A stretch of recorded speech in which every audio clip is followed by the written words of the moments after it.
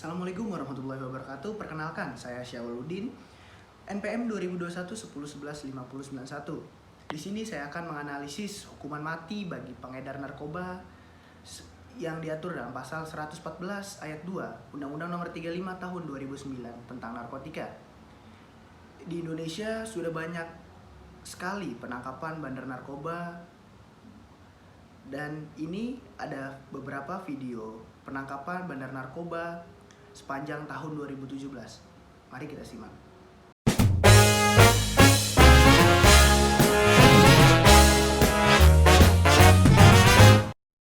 Genderang perang terhadap mafia dan bandar narkoba terus ditabuh. Negara hadir dalam pertempuran melawan narkoba. Pasalnya Indonesia masih menjadi pasar menggiurkan bagi sindikat narkoba internasional. Berikut sejumlah tangkapan besar kasus narkoba sepanjang 2017.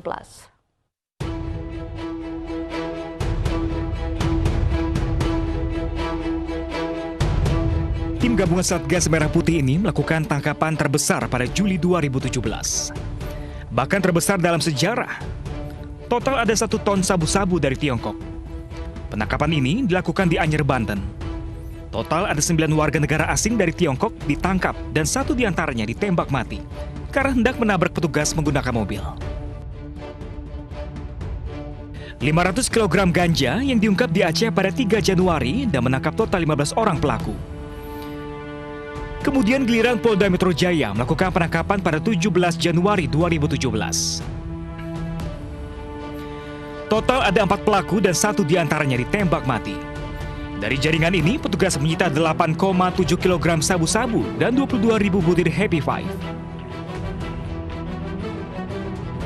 Di akhir Januari 2017, Direktorat Barreskrim Polri melakukan pengungkapan penyelundupan narkoba dari Malaysia. Total ada 22 kg narkoba jenis sabu-sabu disita petugas di Tarakan, Kalimantan Utara. Masih di akhir Februari, giliran BNN menembak mati salah satu bandar narkoba yang ada di Medan. Dari jaringan ini, petugas juga menyita sabu-sabu sebanyak 32 kg yang siap untuk diedarkan. Sementara pada bulan Mei, Barreskrim kembali melakukan tangkapan besar. Mereka mengungkap jaringan narkoba Tiongkok Lampung, Jakarta. Total ada 84 kg sabu-sabu disita dan 1 bandar ditembak mati. Tim iNews memberitakan. Hukuman mati merupakan sanksi yang terberat dari semua pidana yang diancamkan terhadap pelaku kejahatan. Hukuman mati yang selanjutnya disebut pidana mati adalah salah satu hukuman pokok yang dijatuhkan oleh hakim kepada terpidana yang telah memperoleh kekuatan hukum tetap. Hukuman mati menurut pendapat para ahli menyatakan bahwa hukuman mati dibenarkan apabila pelaku tindak pidana atau kejahatan telah memperlihatkan dari perbuatannya bahwa ia adalah individu yang sangat berbahaya bagi masyarakat. Oleh karenanya harus dibuat tidak berdaya lagi dengan cara dikeluarkan dari masyarakat atau dari pergaulan hidup.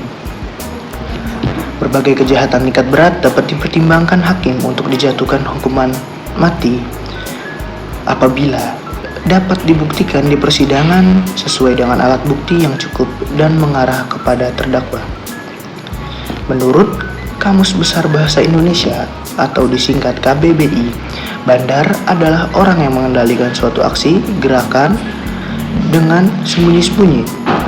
Bandar narkotika dapat diartikan sebagai orang yang mengendalikan suatu aksi kejahatan narkotika secara sembunyi-sembunyi atau sebagai pihak yang membiayai aksi kejahatan itu.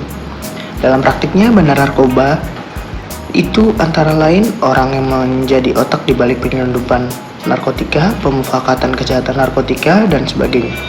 Secara sempit dapat dikatakan bahwa pengedar narkotika adalah orang yang melakukan kegiatan penyaluran dan penyerahan narkotika. Pengedar belum tentu berarti ia adalah seorang bandar narkotika. Dalam kasus tindak pidana narkoba yang dianggap sebagai kejahatan yang paling serius dan bahkan akibat yang ditimbulkan dapat menghancurkan masa depan anak bangsa. Demikian seriusnya penanggulangan masalah narkoba bagi kehidupan manusia sudah mendorong kerjasama internasional dalam memerangi kejahatan narkoba. Karena kejahatan narkoba itu bukan hanya membunuh hidup, tetapi membunuh kehidupan manusia. Bahkan masyarakat luas, kejahatan narkoba itu bukan hanya menghilangkan belasan ribu nyawa manusia setiap tahunnya, tetapi menghancurkan kehidupan dan masa depan generasi penerus bangsa. Kalau ingin bangsa dan negara ini selamat, kita tak boleh toleran terhadap kejahatan narkoba.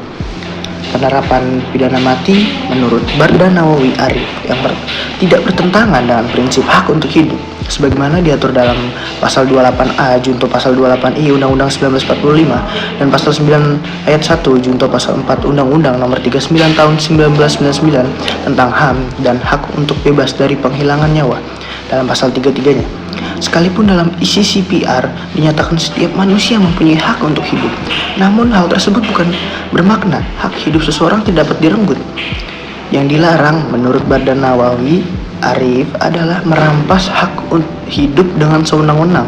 Pidana mati untuk bandar narkoba diatur dalam pasal 114 ayat 2 Undang-Undang Nomor 35 Tahun 2009 tentang narkotika yang isinya menerangkan bahwa dalam hal perbuatan menawarkan untuk dijual, menjual, membeli, menjadi perantara dalam jual beli, menukar, menyerahkan atau menerima narkotika golongan 1 sebagaimana dimaksud pada ayat 1 yang dalam bentuk tanaman beratnya melebihi 1 kg atau melebihi 5 batang pohon atau dalam bentuk bukan tanaman beratnya 5 gram, pelaku dipidana dengan pidana mati, pidana penjara seumur hidup, atau pidana penjara paling singkat 6 tahun, dan paling lama 20 tahun, dan pidana denda maksimum sebagaimana dimaksud pada ayat 1, yaitu 10 miliar rupiah ditambah 1/3. Penjatuhan hukuman mati menurut Mahkamah Konstitusi atau MK juga menyatakan hukuman mati tidak bertentangan dengan konstitusi. Maka untuk itu, tingkat konsisten penegakan hukum dan pemerintah agar serius untuk menyikapi serta tanggap terhadap putusan dan atau kebijakan yang dilakukan oleh majelis hakim dalam memutuskan perkara khususnya kasus narkoba baik pengadilan tingkat pertama, tinggi, kasasi maupun tingkat peninjauan kembali atau PK agar putusan tersebut benar-benar dapat diterima dan dilaksanakan dengan baik tanpa adanya unsur-unsur yang dapat melemahkan penegakan hukum di Indonesia serta memperhatikan ketentuan Undang-Undang Dasar 1945 dan hak asasi manusia.